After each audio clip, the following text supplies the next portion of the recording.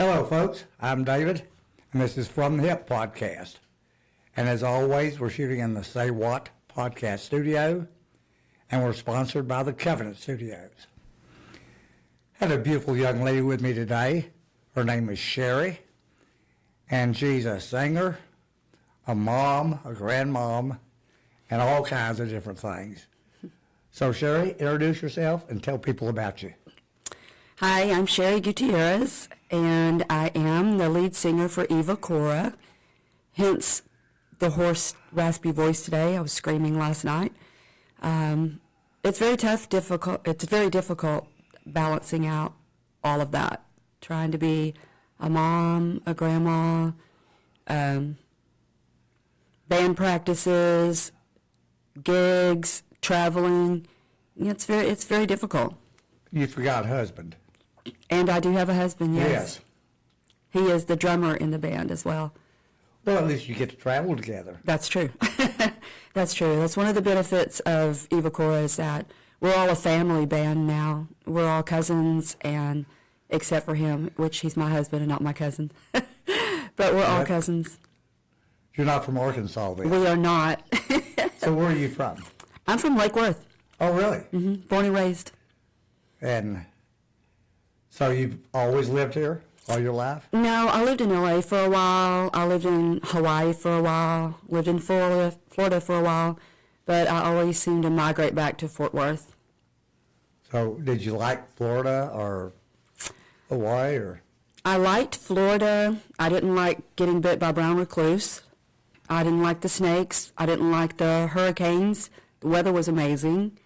When there was no hurricane? When there was a hurricane. I do like to deep sea fish, so I did enjoy that. That was really fun.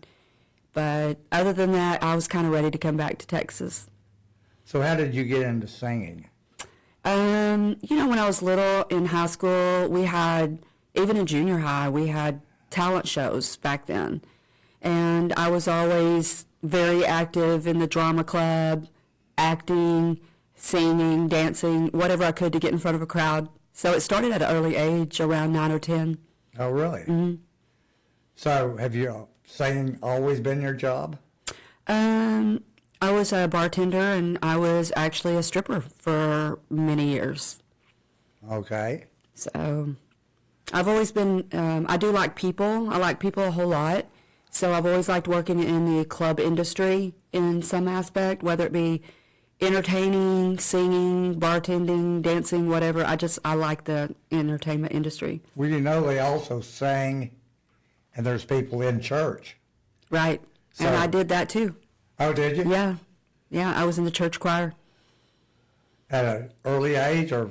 When I was 14. From Okay. 14 to 17, I was in the church choir. And funny story about that is I was singing in the church choir, and I was bartending at night. Well, it must have been a Baptist church. It was a Baptist or Catholic church. church. It was one of the Baptist. two. So you model also? I started that at 16. Modeling? Mm-hmm. So you've been doing it 8 or 10 years. Oh, yeah, something like that. Plus. So you prefer the singing over the modeling? Honestly, I prefer the singing because I'm a very theatrical person. And so a lot of the lyrics that I write for Eva Cora, I'm actually acting out the lyrics. So it's more of acting than it is singing for me at this stage. I did have a band called Restless Highway, and it was a country band. So it was more singing. But with this band, the thing I like about it is it's more theatrical. So it's more acting. I can act out my songs, and I can still implement a little bit of that dancing. You know, it's kind of supposed to be like I'm a sexy vampire. Okay. So I still kind of get to do the dancing and all of that as well as sing. And actually, I'm not really singing as much in Eva Cora. It's a heavy metal goth band. So it's more of that singing, talking, kind of that sexy vocal. Okay. And if you ever saw True Blood, did you ever see True Blood? Yes. So there was my favorite vampire in True Blood was Pam. And I kind of adapted to her vocals because everything she said was just so sexy to me. So that's kind of where I got the idea for my vocals in Eva Cora, was True Blood. Well, I'm not into music at all. I drive all day long, and I never turn my radio on. It stays off. I just have arguments with myself in my head. Those are the days I love. There are days that I take off, and I do absolutely nothing, and I do the same thing. I turn the radio off, I turn my phone off, and sometimes I just want to drive. I just want to be away in the quietness. So Away from everybody. away from everybody, everything, the phone. I even turn my phone off. Like I just I don't drive. ever turn my phone off. Yeah. I've been in the service industry forever, and my phone stays on all the time. And it's off right this minute so that we don't have to listen to it vibrate. Right. But that's the only time it's off. It's never even turned off at night. And I always wear Bluetooth, but no need with the phone turned off. Right. And I get kidded, is that surgically implanted? Right. And no, but I put it on as soon as I get up, and it's the last thing I take off before I go to bed. I get it. I Yeah. get it. So tell us about your modeling. I started at 16. I did, it was a company called Chrome Specialties.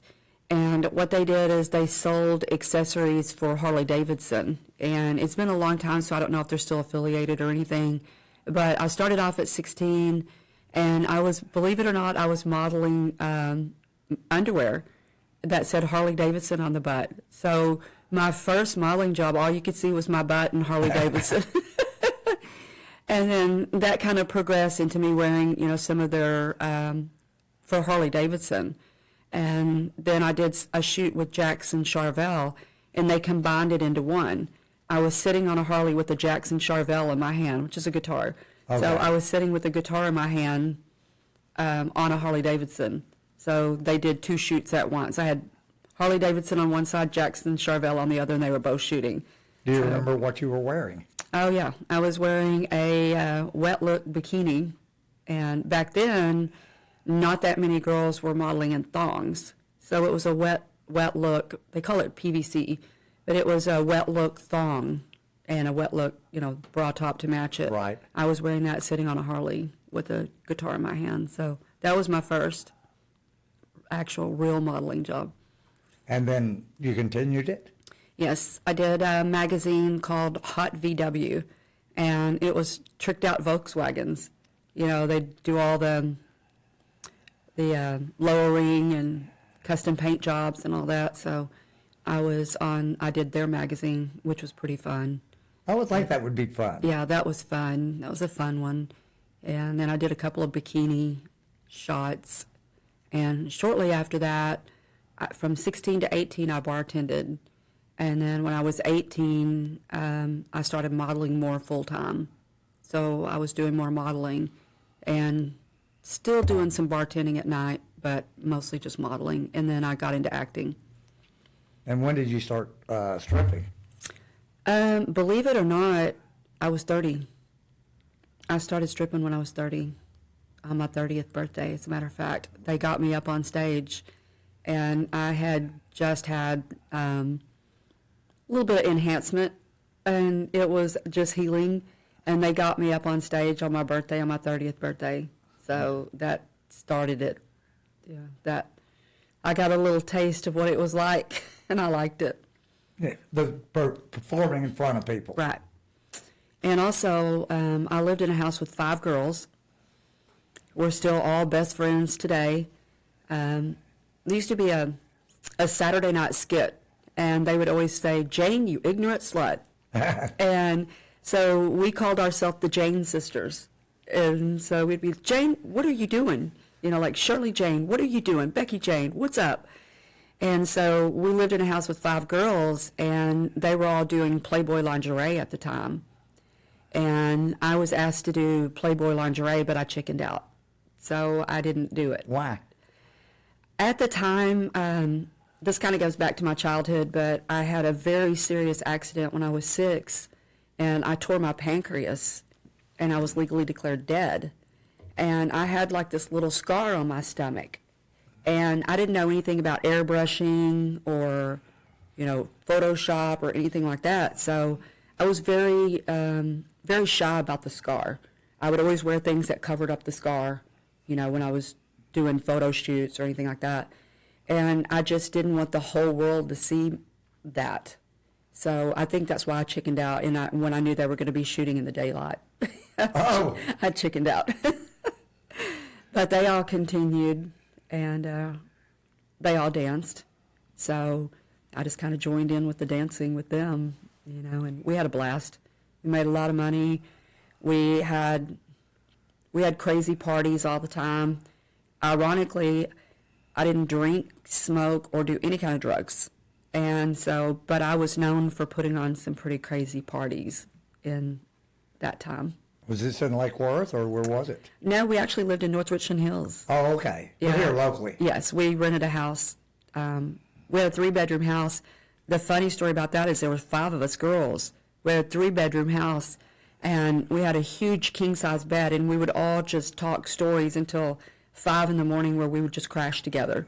So, there'd be 3 or 4 of us in the bed at any time sleeping. We would wake up and someone would be at our feet. It was fun. A It was just man's dream. It was a fun time, too, for us girls, Do you miss it? I do. We still all stay in contact, but we all talk about the good old days, because we had so much fun. And now you talk about the grandkids, the kids. Now we call each other, we're like, oh my gosh, I can't believe you're having another grandbaby. Well, which I just had, my stepdaughters, both of them just had babies. So we have 2 new grandbabies. So how many grandkids do you have? Total between Rico and myself now, we have 10. So, Well, you got some going to catch up with me. yeah. How many do you have? I believe it's 24. Oh my goodness, It's either 24 or 25. that's wild. That's a bunch. Sometimes we, I find that it's easier if sometimes they all love to play together. So sometimes we'll have 7 kids at a time, and it's easier than when we have 2 because they all entertain each other, Right. so, and then we kind of put them in like a military situation. It's like, okay, everybody line up for lunch. Everybody line up and get a plate, so it's fun, and they love it. So, Well, when I was growing up, my brother and sister, older brother and sister, they both had a bunch of kids. And so when they came over to the house, my nephews and nieces was Jason, Joey, Jeffrey, Jenny, John, James, and Julie. I don't even know how you said all that. It was a mouthful. And they'd be doing something, they shouldn't do. I said, John, whatever your name is, quit doing that. Hey, you. Yeah. It was crazy because they had, the 7 kids they had were all J's. Oh my goodness. My brother was Jerry. My sister-in-law was Joyce. My brother-in-law was Joe. And my sister is Peggy Joanne. Wow. That's a lot of J's. They had a business together, and it was called the 7J Corporation Wow. because of all the kids. Yeah. So how much modeling do you do now? I've done 5 magazines, I think, in the last 2 years. So I've pretty much limited it to just that. I do a photo shoot here or there for friends or whatever, but I've worked with some really good photographers, one in particular, and Which one is that? Glenn. Okay. Well, I wasn't sure. Yeah, Glenn actually is my favorite, although sometimes I complain because he makes me stay in one place for 30 minutes, one pose, and I'm literally dying. But he is my favorite, and he knows me. He knows, he can say what he wants to, your ass is hanging out. Can you move that? And I'm okay. I'm okay with it. So we have a really good working relationship, and he has a lot of really good ideas. And, sometimes I just get tired of the same, poses and the same ideas, and he has a lot of good ideas. Glenn's very creative. Very. And for those that don't know, Glenn is running the sound and video board for us here. I was about to say he can hear every word I'm saying, so. I know. But We'll he say it does. to his face. We don't mind. No, he knows, because when I have something really important come up, like if someone calls me and says, hey, can you do a photo shoot for this magazine or that magazine? I'm like, well, let me call Glenn and see what's on his schedule, because, he knows all of my moves and what I can do, and, Well, you also shoot with Bert some, don't you? I love Bert. Bert's one of my, actually, he's a personal friend, and I've known Bert forever. And, I do a lot of shoots with Bert. What I like about Bert is he does let me freestyle, and sometimes I do like that. Sometimes I just like to just do what I want to do. And he has a lot of really cool props that are very Halloweenish. And so sometimes that fits a little bit better into my band, Okay. Yeah. because our motto is Halloween every day. That's our motto, because we're supposed to be vampires. So it's like Halloween every day. We wear a mask and we dress up. So sometimes I really like doing shoots with Bert, because he has some of those kind of ideas. His ideas are a little bit more leaning towards the dark side. Right. So, Yeah, I know Bert. yeah. I always call Bert my dark side. Have you ever seen him take a shot where he was not on the floor or standing on the top of a ladder? Come to think of it, I don't think I have. He's always on the floor or he's on a ladder. Yeah, I know he has some. We went to this place one time. It was an abandoned place. We weren't supposed to be in it. And I had 5-inch heels on.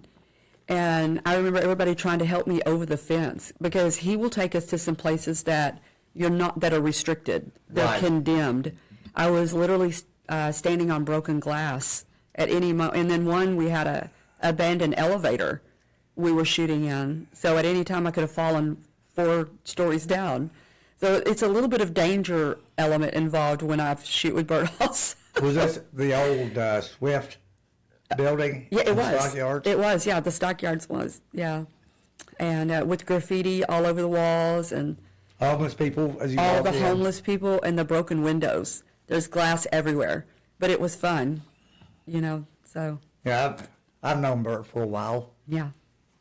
Yeah, And he's a cool cat. he's different. He's different, yeah. He's a nice guy. Yeah, I call him Pervert. That's my nickname for him. What is it? Pervert. Pervert? Yeah, Bert Pervert, the Pervert. Yeah. he loves that. Well, I can understand that. That's, He'll say some things that are kind of outrageous, and you just got to laugh because it's Bert. yeah. Well, that's a small world. Yeah, it in this industry it is.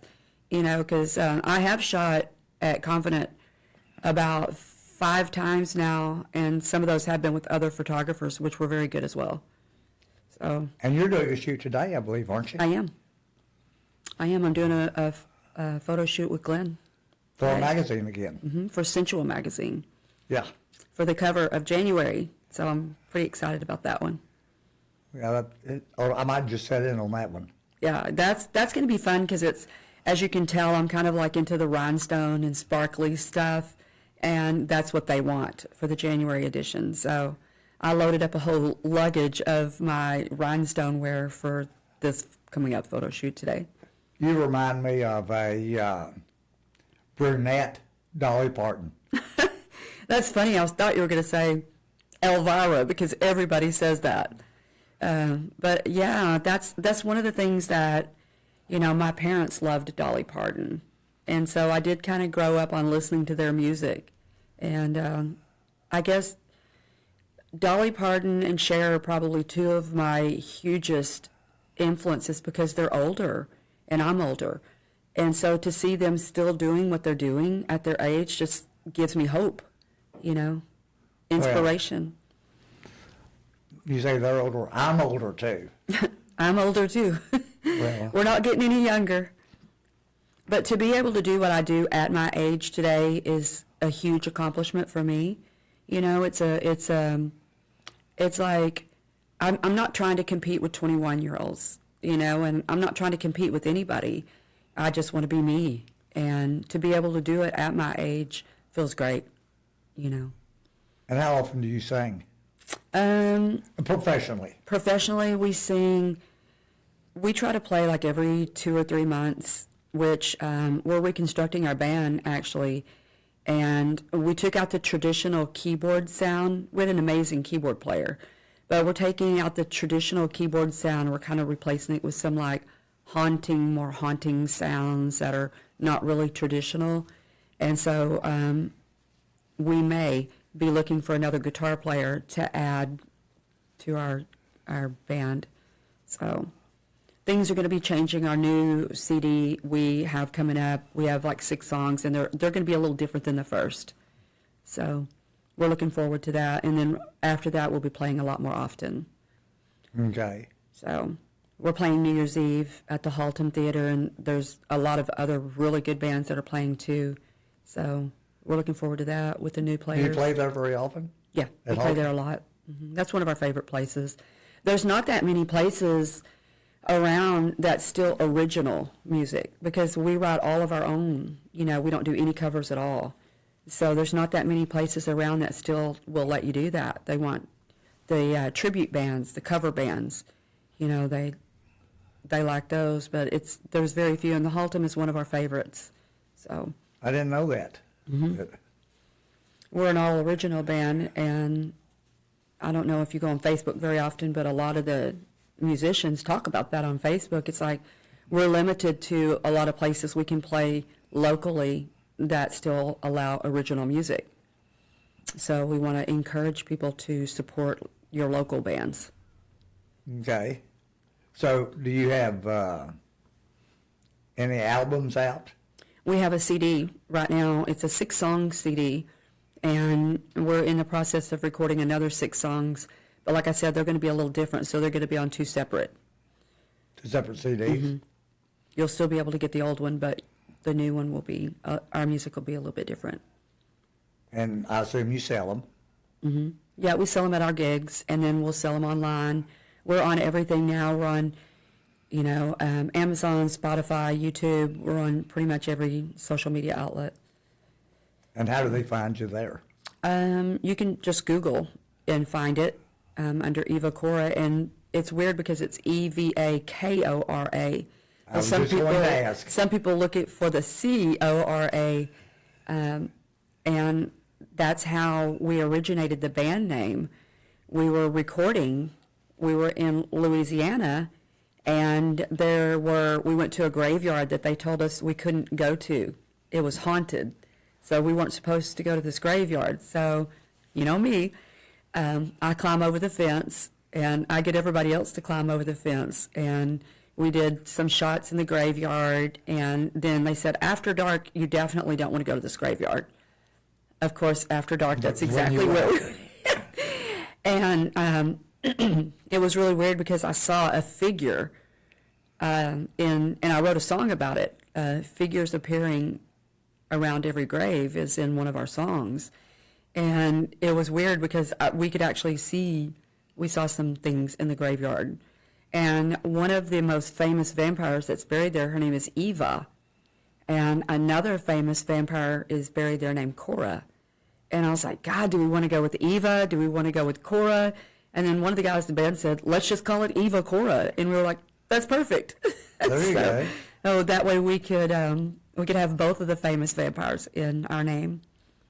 So there's a vampire history. There is a vampire history. It's that kind of Louisiana dark vampire history.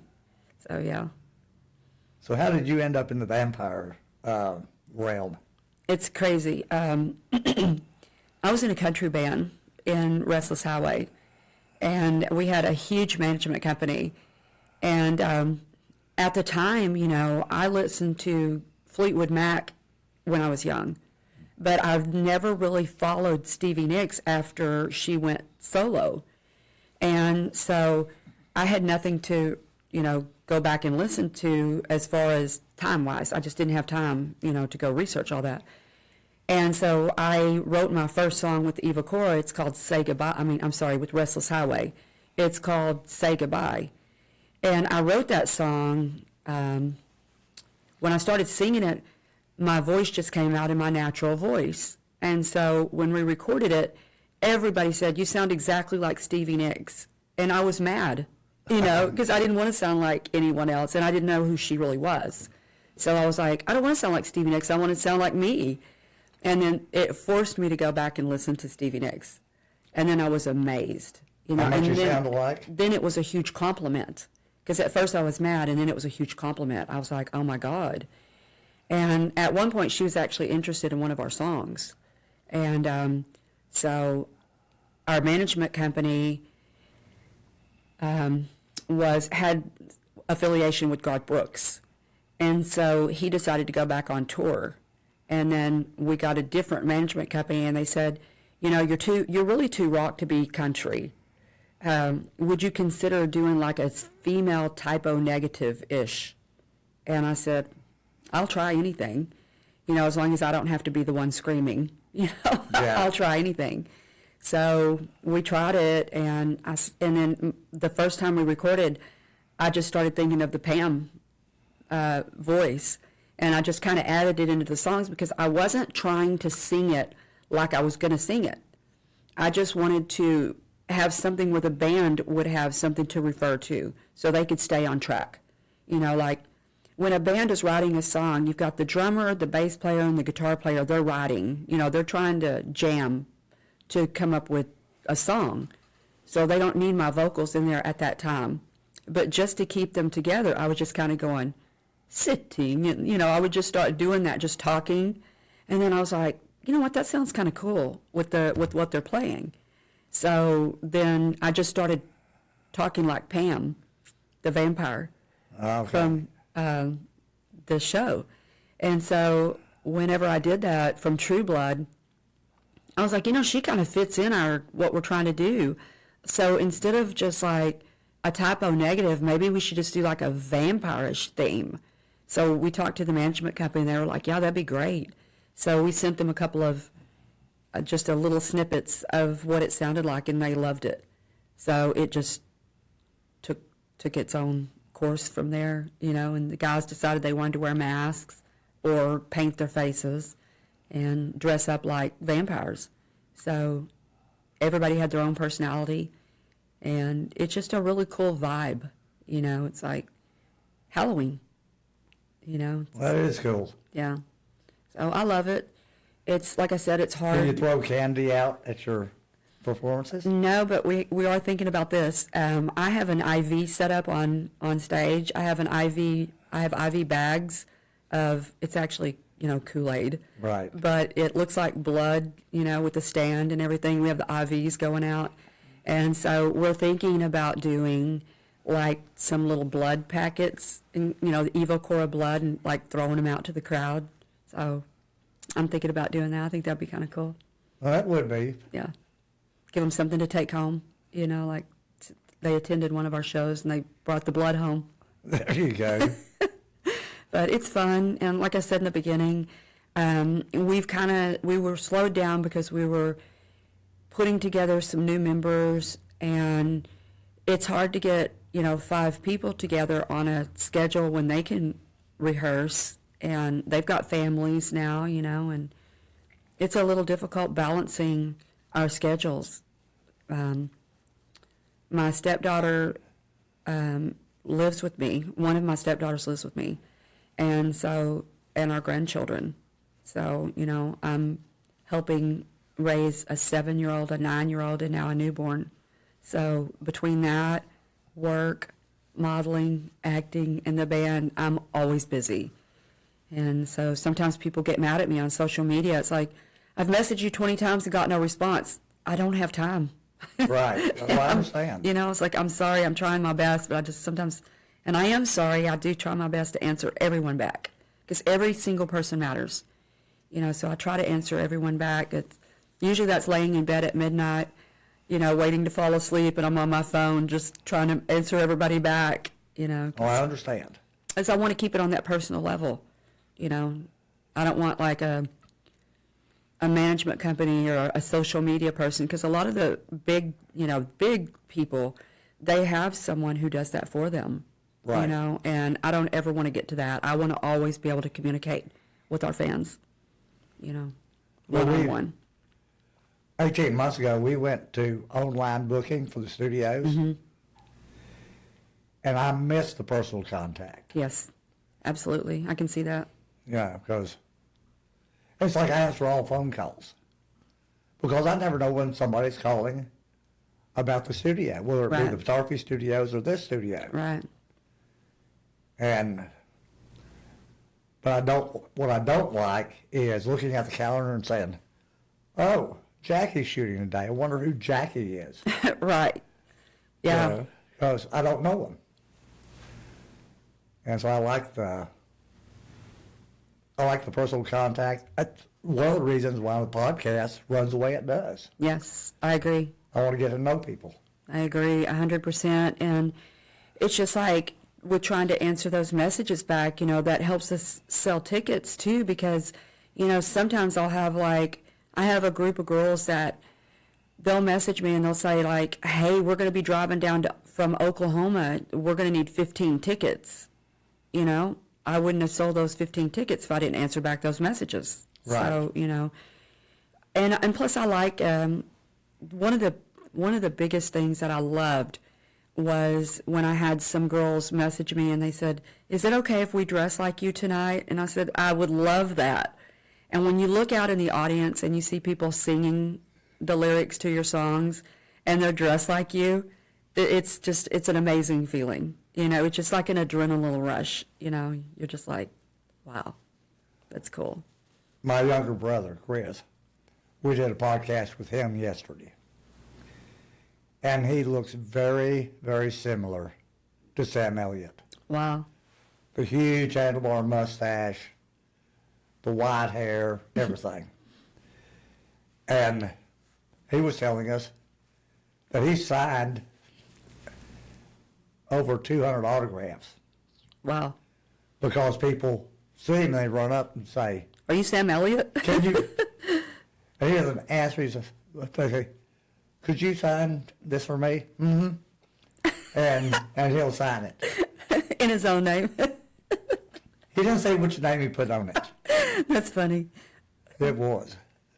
So, I've had that happen. You know, I was eating at a restaurant one day, and I noticed that these people they kept staring at me, and I was like, I didn't have makeup on, and I had my hair all up in a ponytail on top of my head, and I noticed this group of people, they kept staring at me, and I was like, I could understand if I was dressed like this at a restaurant, you know, like, I could understand people thinking, like, why is she dressed like that at a restaurant?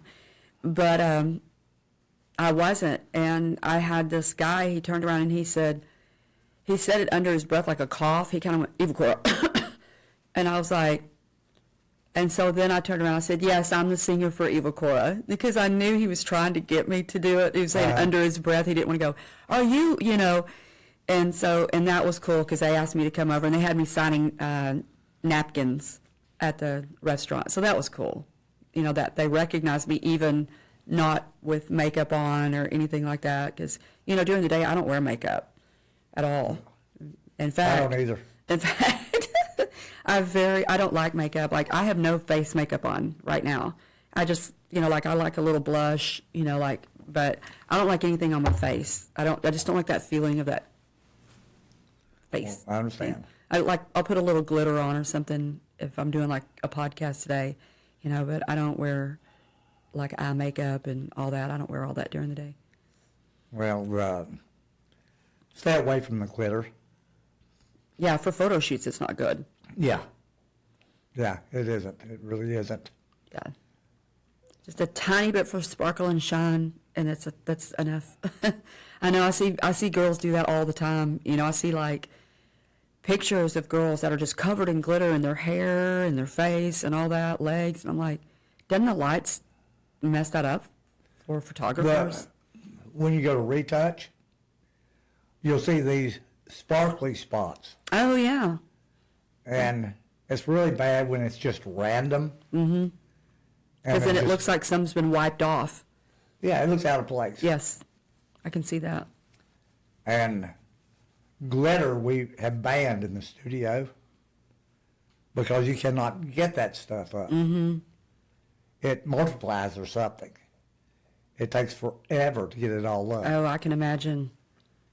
Yeah, it's bad. Yeah, that's like I banned slime.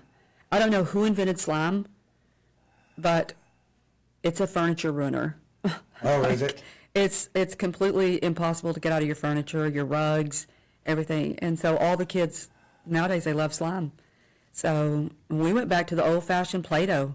We're just like, you guys can play with all the Play-Doh you want, but no slime. Well, I can understand that. Because it's glittery and it's a substance that you just can't get off your furniture. So I can understand the glitter. Well, Sherry, I so appreciate you coming in. Absolutely. I know you've got to get ready for your photo shoot. Yes. Yes. And I might come. And make sure I'm not wearing any glitter. And no glitter. Now that you brought it up. Yeah. So tell everybody once again the name of the band. The name of the band is Eva Cora, and it's Evakora. And if you look us up on YouTube, you can actually put in Eva Cora Live, and you can see we have one video that's our whole 6-song set. So you can see every one of the songs. And then there's also the breakdown where you just see, actually they're my lips is the logo. So you can see the lips and the fangs, and those are each song individually broken down. So you can find them there, mostly on YouTube. Most people go to YouTube to see the live, or, we have 2 videos on there that are live videos. One's called Blood, and one's called BTW. And so that is Bloodthirsty Woman. I'll replace that word. I thought it was bacon tomato something. Well, if I can say it on the podcast, it's Bloodthirsty Whore. So that's the name of BTW. We call it BTW for the clean version. But those are live videos that were done.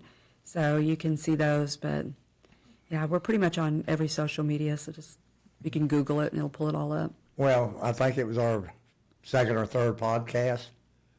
We were talking about whorehouses in Texas and LaGrange and everything else. So that's great. It's great where you can have a podcast where you can just be open about things. I try to. Well, there's no telling what's going to come out of my mouth. That is my biggest problem. There's absolutely no telling what's ever going to come out of my mouth. I really have to focus on that sometimes. Now, what about if somebody wants to get hold of you about modeling? They can either go directly to my Facebook. I have 5 Facebook pages, and I have, they only allow you 5,000 people, and you have to go create another page. But my main page is Sherry Lennox, Lenox Gutierrez, and that's my main page. And I'm wearing like a wet look bikini for my picture on it. So that's the main page. That's how most people get a hold of me, through Instant Messenger on that page. Okay. Or they could follow me on Instagram. It's Sherry Lennox Gutierrez on Instagram as well. Spell it. Okay, it's SherryLenox Gutierrez. Okay. Well, folks, if you want to either listen to Sherry, hear her singing, or if you'd like to get hold of her about modeling, you now know how to get hold of her. Absolutely. And we appreciate y'all coming back today. Thanks, folks. Thank you so much. Bye. Bye.